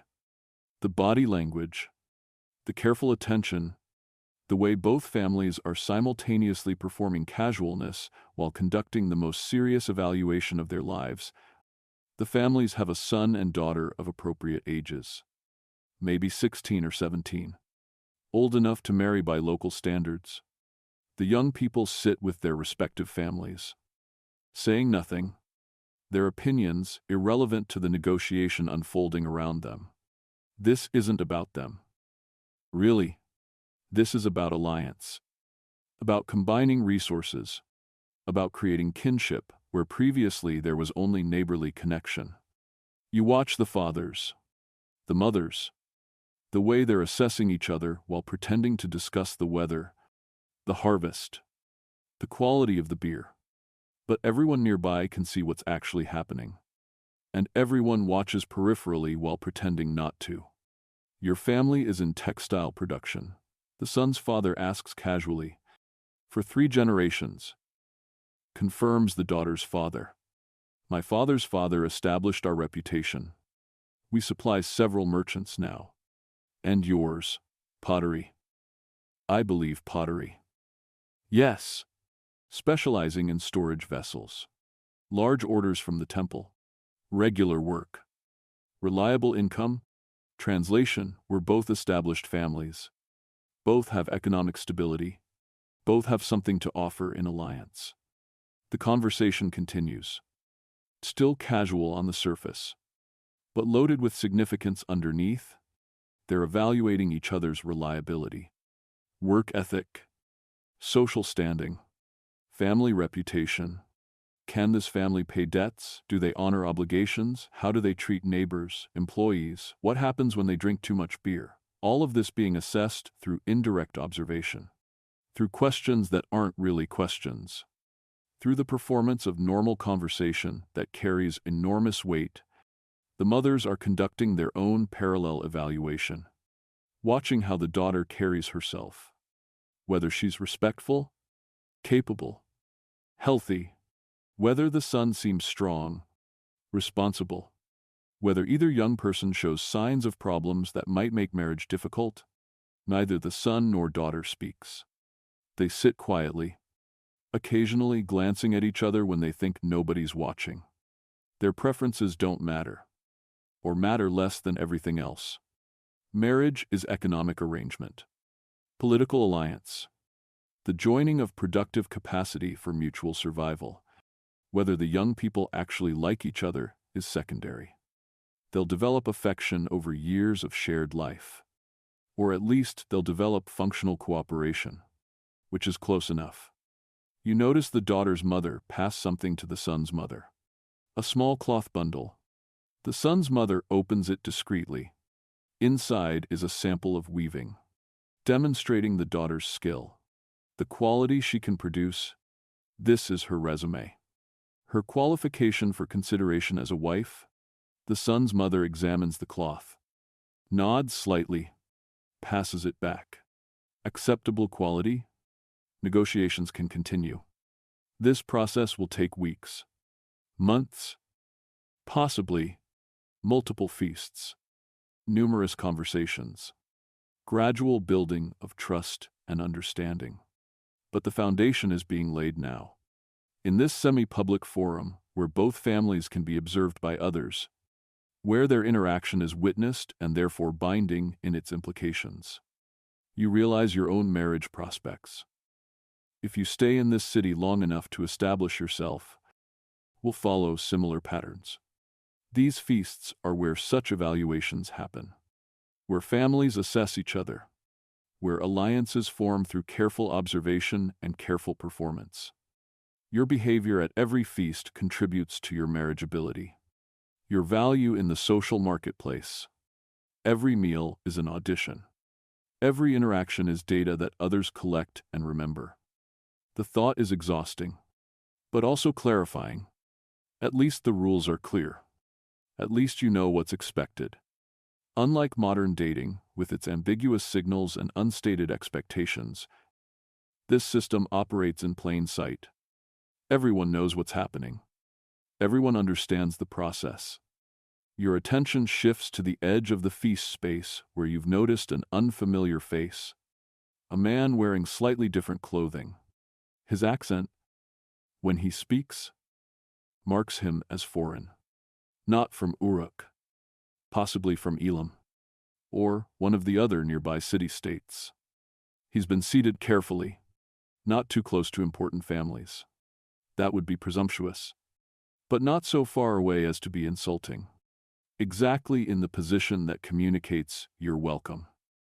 You're watched. You're useful. You're not one of us. He's served the same food as everyone else. Exactly the same. This is the message: we treat visitors fairly. We don't poison foreigners. We can be trusted. Every bite he takes without dying is advertisement for Uruk as safe trading partner. But he's also being evaluated. Everything he does is noted. How he eats, how he drinks, how he speaks, whether he observes proper etiquette, whether he shows appropriate respect. You watch him attempt to participate in the beer jar sharing. He approaches it wrong, puts his mouth on the straw at the wrong moment. A minor violation of turn-taking that everyone notices. His face flushes when he realizes. He withdraws, waits more carefully for the proper moment. The mistake is forgiven. He's foreign. He doesn't know all the rules. But people remember. And the next foreign merchant who visits will be judged partly on this one's behavior. The burden of representation, where individual actions reflect on everyone from your group. Later, you see the foreign merchant in conversation with one of Uruk's successful traders. They're discussing prices, routes, the reliability of river transport versus overland caravans. Business being conducted over beer and bread. This is international commerce in its earliest form, built on personal relationships, face-to-face negotiation, meals shared to establish trust. The feast as the platform where trade agreements take shape. No contracts in the modern sense. No written guarantees. Just the implicit understanding that breaking agreements made at communal feasts carries severe social costs. That reputation matters more than any legal enforcement could. As evening fully arrives and the feast finally begins to wind down, you reflect on everything you've witnessed. The dispute resolved through community judgment. The marriage negotiation unfolding in whispers and glances. The foreign trader being evaluated through his feast behavior. None of this is separate from the eating and drinking. It's all integrated. The feast isn't just providing a venue for these interactions. The feast is creating the conditions that make them possible. The relaxed atmosphere of shared beer. The public visibility that makes agreements binding. The multiple witnesses who can testify to what was said and decided. This is government without bureaucracy. Justice without courts. Commerce without contracts. All operating through the medium of shared meals and communal observation. It's not efficient by modern standards. It takes hours to resolve a 6-inch boundary dispute that a surveyor could settle in minutes. But it works. It maintains social cohesion. It prevents conflicts from escalating to violence. It creates webs of obligation and reciprocity that make urban life possible. The priests are standing now, beginning the process of departure that will cascade through the social hierarchy. Finally, after a day that felt endless, after hours of eating and watching and performing and learning, you stand when your status group begins to stand. Not too early, not too late. Following the invisible signals that tell you when departure becomes acceptable. As you walk home through darkening streets, your mind churns with everything you've absorbed. The feast as theater, as education, as courthouse, as marriage market, as trading floor, as religious ceremony, all simultaneously, all inseparably. This is the social technology that makes civilization possible. Not the writing or the mathematics or the architecture. But this, the patient construction of order through shared meals. Through the quiet negotiations and public judgments and witnessed agreements that happen when people eat together. The feast is never just a feast. It's the beating heart of urban life. The place where all the essential business of being human in cities gets done. One meal at a time. One dispute at a time. One whispered agreement at a time. And in a few months, you'll do it all again. Because the cycle never ends. The obligations never cease. The feast perpetuates itself through the very networks it creates, drawing you back again and again into this elaborate social dance that transforms eating into meaning and food into power. Tomorrow there will be work, the endless labor of urban survival. But tonight, walking home under stars that ancient Mesopotamians map into constellations of gods and heroes, you carry with you a new understanding.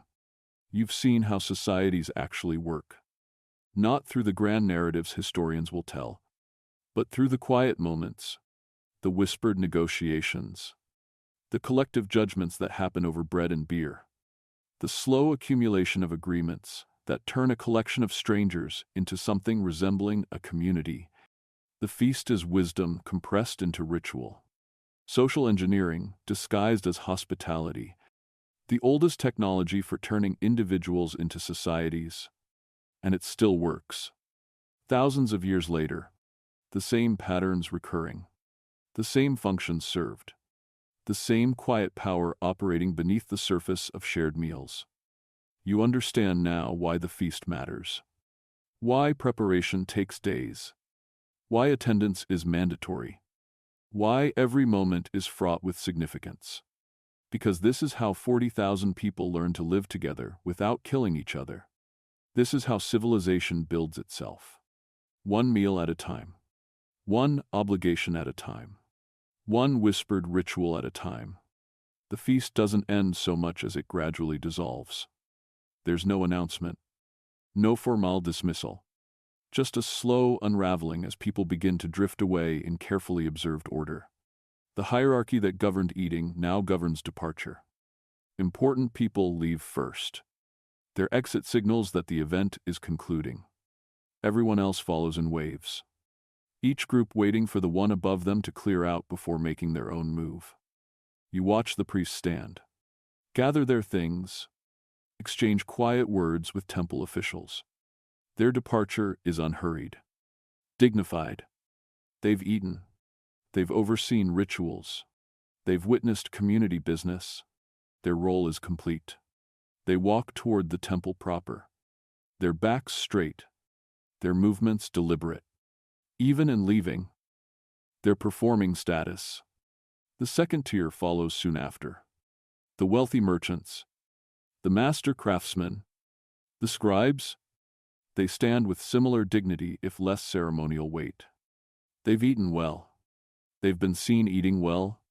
That matters almost as much as the actual consumption. They nod to neighbors, make final comments, begin their departure. Now it's your turn. Your group, the broad middle of urban society. You stand with your neighbors, your legs stiff from sitting so long on hard ground, your stomach uncomfortably full, your mind tired from hours of constant social awareness. Constant performance. You don't just walk away.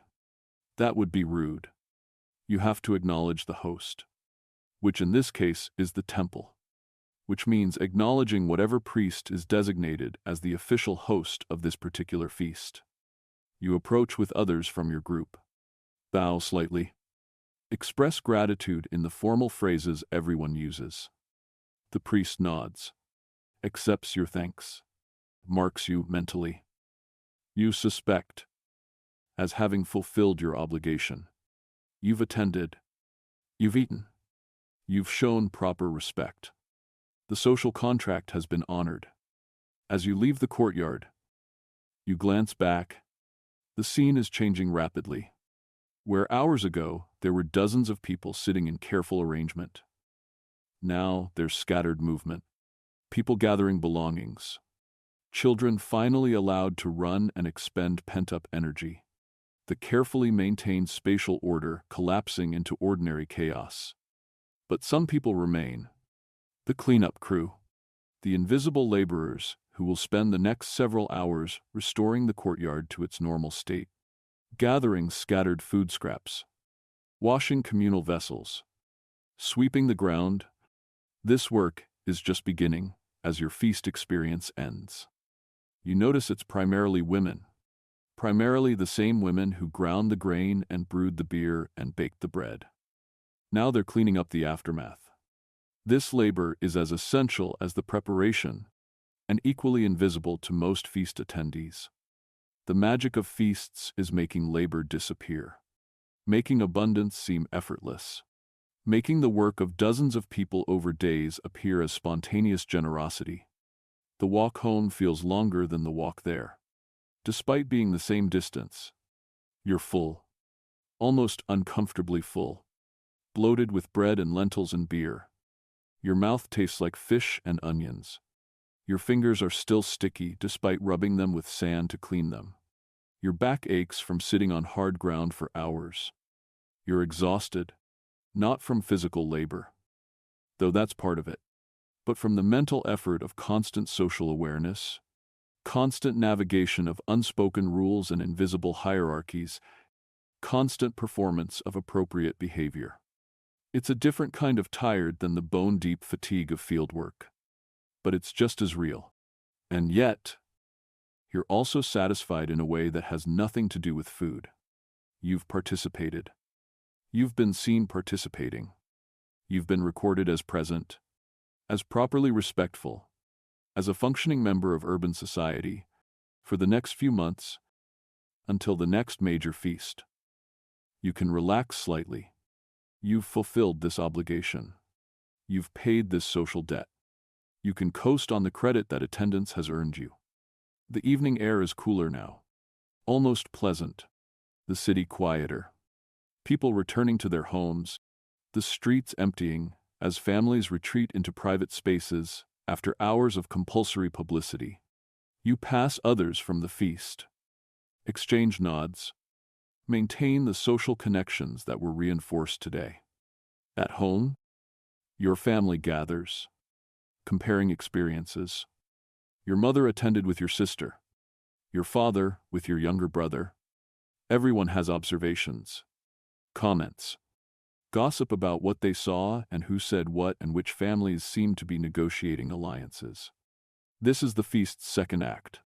The processing, the analysis, the incorporation of today's data into the constantly updating mental map of community relationships. Who's rising in status? Who's falling?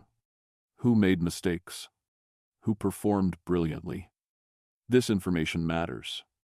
Knowing the social landscape is survival knowledge in a city of 40,000 people. Did you see the potter's dispute? Your mother asks. 6 inches. Imagine making such a fuss over 6 inches. But it's not really about the inches. You find yourself saying, it's about whether boundaries mean anything, whether agreements hold, whether the community can still resolve conflicts without violence. Your mother looks at you with mild surprise, as though noticing for the first time that you've been paying attention, that you understand something beyond mere eating and drinking. The boy who insulted the temple, your sister adds, her voice dropping to a whisper. Her eyes are wide. That family is ruined. Absolutely ruined. No one will ally with them now. Their daughters will never find good marriages. Their sons will get the worst labor assignments. All because he drank too much beer and said what everyone thinks but nobody says. This is the other lesson of the feast. The cautionary tales. The examples of what happens when you break the rules. This story will circulate for weeks, months, maybe years. The family whose son insulted the temple at the harvest feast. That story will follow them for generations. Your father is quiet, processing his own observations. Finally he speaks. The foreign merchant. He says, "Did you notice how uncomfortable he was? How he didn't quite know the rituals?" Everyone nods. The outsider is always a useful point of reference. Makes you appreciate how much knowledge you possess just from being part of this community. How many unspoken rules you've absorbed through years of attendance. The foreign merchant's small mistakes made him visible in ways that proper performance never would have. That night, sleep comes easily despite the unfamiliar sensation of a full stomach. Your body is tired in that pleasant way that comes from a long day of social activity rather than physical labor. Your mind is tired in the way that comes from processing enormous amounts of social information. You drift off thinking about everything you witnessed, everything you learned, and you dream of feasts, of endless preparation, of grinding grain and brewing beer, of hierarchies made visible through food distribution, of disputes resolved and alliances formed. The feast has permeated your consciousness, become part of how you understand the world. The next morning brings clarity about what yesterday's feast actually created.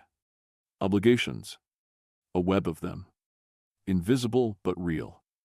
You ate food provided by the temple. You participated in communal activities. You witnessed disputes and negotiations. All of this creates debt, not monetary debt. Social debt, the kind that can be called in at any time. You now owe the temple. Maybe labor during harvest. Maybe attendance at future rituals. Maybe loyalty if temple politics get complicated. The debt isn't specified. That's what makes it powerful. Ambiguous obligation that can be called in whenever convenient. And you're already thinking about your own eventual feast. Because that's how this works. You've been fed by others. You've participated in their hospitality. Eventually, you'll need to reciprocate, to host your own gathering, to provide food and beer and create obligations in others, just as obligations have been created in you. The thought is daunting. How will you afford it? Where will you get enough grain? How will you calculate quantities correctly? How will you avoid becoming one of those cautionary tales about failed hospitality, because those stories exist? Everyone knows them. The feast where the beer ran out. That happened 3 years ago in the Northern District. The host had miscalculated. Halfway through the evening, the beer supply was exhausted. People went home thirsty, insulted, angry at the breach of basic hospitality. That family never recovered socially. They're marked permanently. The family who couldn't provide enough beer. Their children have difficulty finding marriage partners. They're excluded from important gatherings. One failed feast destroyed their social standing for a generation. Or the merchant who served spoiled fish. The preservation had failed. Half the guests became violently ill. Nobody died. But the reputation damage was catastrophic. Nobody trusts his hospitality now. Nobody accepts his invitations. He's effectively exiled without leaving the city, cut off from the social networks that make commerce possible. His business has suffered accordingly. Failed feast. Failed life. These stories circulate as warnings, as reminders that feasts are serious business, that the stakes are high. That failure isn't just embarrassing but potentially catastrophic. This is why preparation takes days. Why people obsess over details. Why quality control is paranoid and excessive. Why beer is tasted multiple times and bread quantities are calculated and recalculated. Because the cost of failure is too high. Because one bad feast can erase years of careful reputation building. Because, in a city where social capital is the only reliable form of wealth, losing face means losing everything. But you also think about what survives. About the elements of Mesopotamian feast culture that will persist long after this civilization collapses. Long after cuneiform stops being written and ziggurats crumble into dust. The communal meal as social technology. As the platform for conducting civic business, as the mechanism for creating and maintaining obligations, this survives. You can see echoes of it everywhere if you know to look. Church potlucks in small American towns, where community members bring dishes to share, where social bonds are reinforced through eating together, where disputes get quietly resolved and alliances get quietly formed while passing casseroles and talking about weather. These are Mesopotamian feasts. Stripped of explicit religious ritual, but maintaining the same social function. Bringing food. Sharing food. Creating obligation through participation. Using meals as the context for community business. Thanksgiving dinners where extended families gather. Where social hierarchies are performed through seating arrangements and serving order. Where younger generations watch and learn unspoken rules about who matters and how to behave in groups. The family members who host take on enormous stress, obsessing over having enough food, over preparations being perfect, knowing that failure will be remembered and discussed for years. This is Mesopotamian feast anxiety transported 4,000 years into the future and across an ocean. Company picnics and office parties where attendance is technically optional but actually mandatory. Where not attending marks you as antisocial and damages your career prospects. Where social capital is built through visible participation and appropriate behavior. These are feast obligations in corporate form. The food is different. The context is different. But the underlying social mechanics are identical to what you experience today in ancient Uruk. Neighborhood barbecues where residents gather, where the quality of your contribution gets noticed and remembered, where being the person who brings store-bought potato salad when everyone else made food from scratch marks you as insufficiently invested in community, where disputes get addressed informally, where alliances form, where social order is maintained through the soft power of shared meals and collective judgment. These are Mesopotamian neighborhood feasts. Renamed but not fundamentally changed. The Mesopotamians didn't invent communal eating. Obviously, humans have been eating together since before humans were humans. Since our pre-human ancestors shared food around fires, but the Mesopotamians turned it into system. They bureaucratized it. They created formal structures around the informal practice of sharing food. They made the invisible visible through record-keeping, through religious ritual, through the deliberate construction of obligation networks. They understood something that modern culture has partly forgotten and partly denies: that every meal shared creates obligation. That hospitality is never free. That eating together is a form of contract, binding participants in networks of reciprocal duty. Modern culture pretends that dinner invitations are casual, that declining is no big deal, that attendance creates no obligation beyond maybe bringing wine or writing a thank you note. But underneath the polite fictions, the old mechanisms still operate. People remember who attends their events and who doesn't.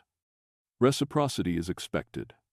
Social capital gets built or destroyed through participation or absence. The Mesopotamians were just more honest about it. They wrote it down. They kept records. They made explicit what modern culture leaves implicit. You ate my food. You owe me. I attended your feast. You'll attend mine. We're bound together through shared meals, through witnessed participation, through the accumulation of obligations that neither of us can fully escape as long as we remain part of the same community. And here's what we've lost: the explicit recording. We don't write down who brought what to potluck. We pretend obligations don't exist. We act like hospitality is spontaneous generosity rather than calculated reciprocity. The Mesopotamians were more honest. They knew every meal was transaction. They didn't pretend otherwise. But here's what we kept: the feeling that eating alone is somehow sad. The sense that important events require shared meals. The understanding that who you eat with defines who you are. These instincts are 5,000 years old. Older than writing.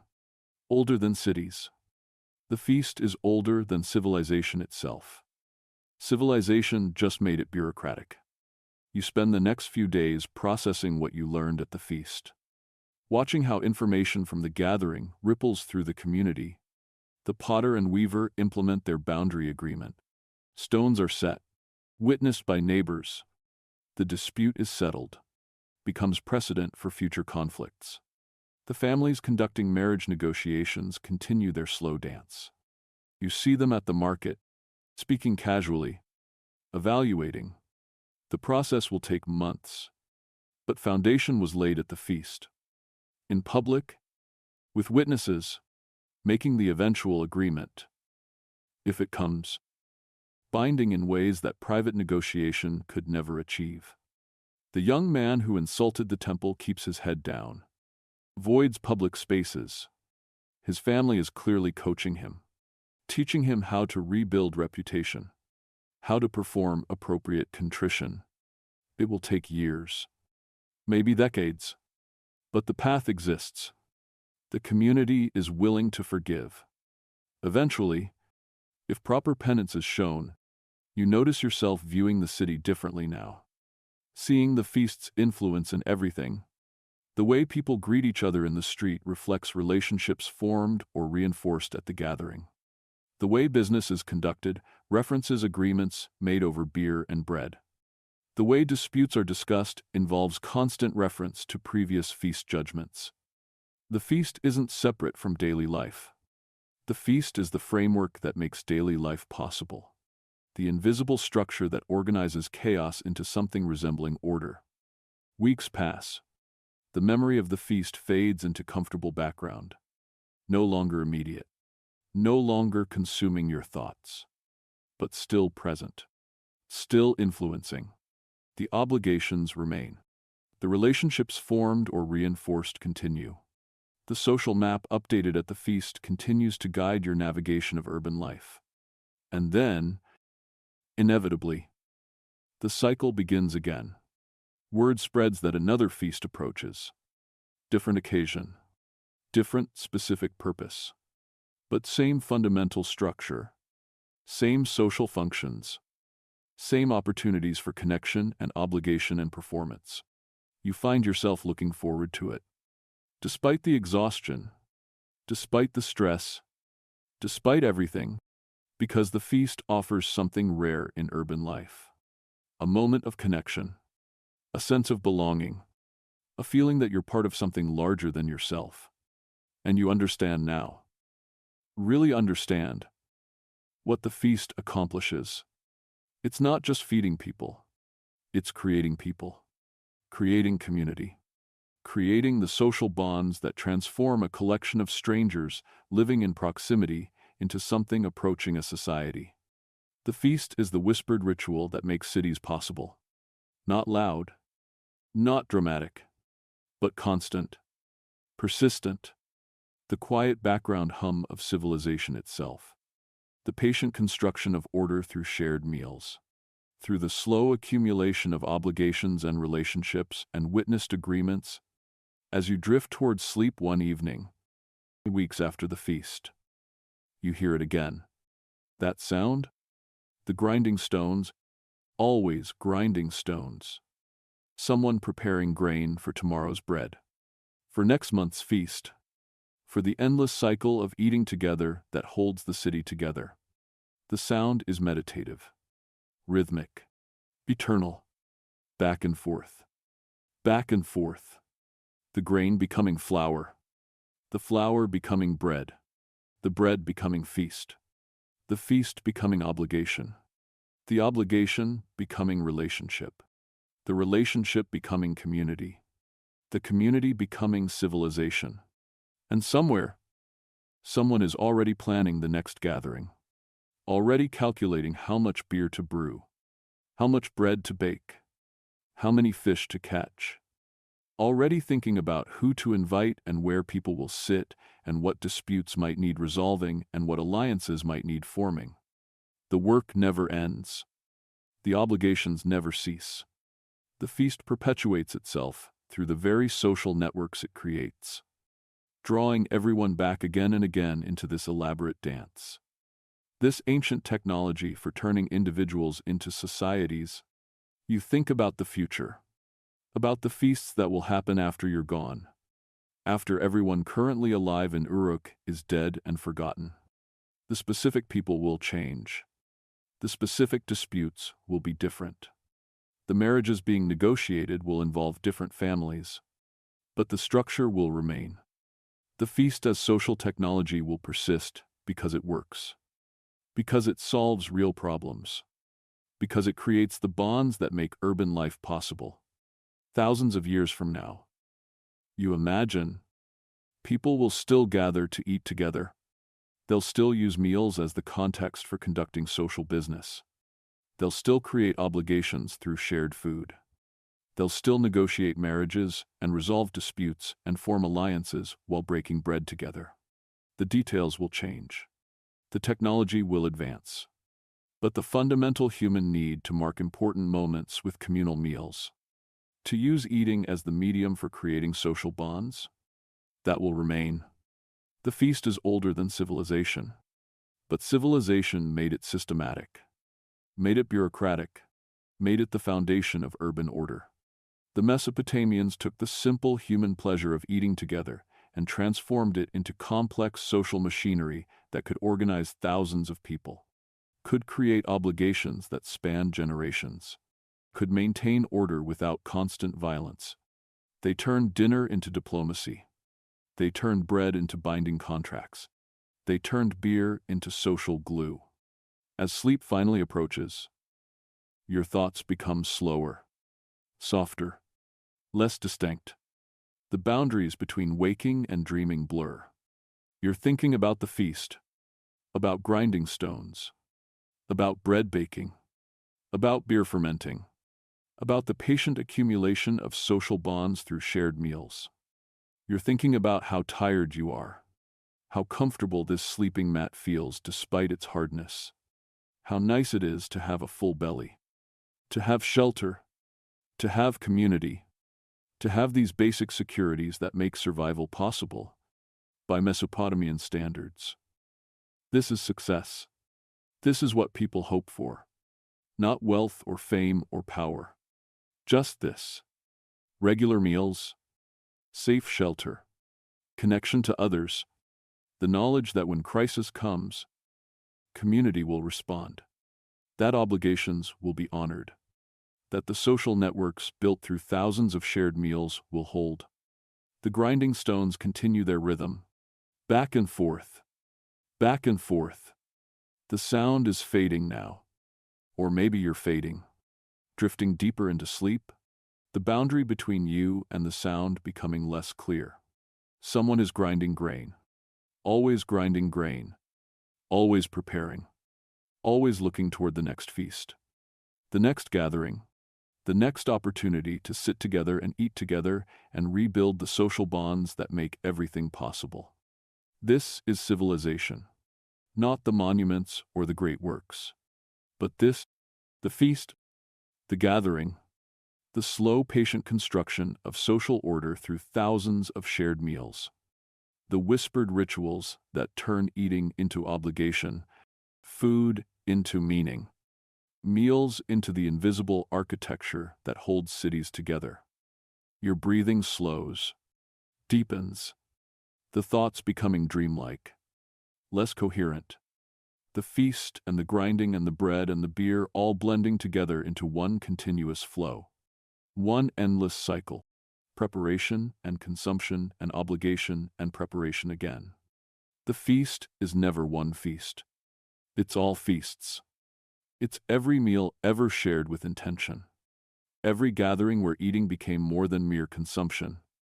Every moment when humans sat together and agreed, tacitly, that yes, we are community. We are connected. We are bound by these shared rituals, these whispered agreements, these quiet performances. And in your dreams, the grinding continues. The preparation never stops. The feast is always approaching, always receding into memory, always being planned for again. The cycle eternal, the rhythm unchanging, back and forth, back and forth. The grain becomes flour. The flour becomes bread.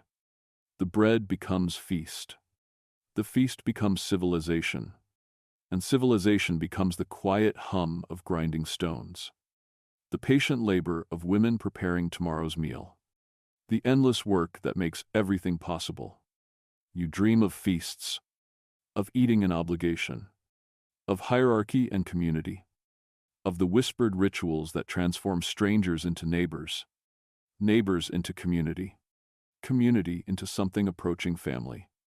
Not through blood, but through shared meals, through witnessed participation, through the slow accumulation of moments when people chose to sit together and eat together and acknowledge their fundamental interdependence. This is what survives. This is what echoes forward through time. Not the specific foods or the exact rituals, but the understanding that eating together matters, that shared meals create bonds. That community is built one feast at a time, one obligation at a time, one whispered agreement at a time.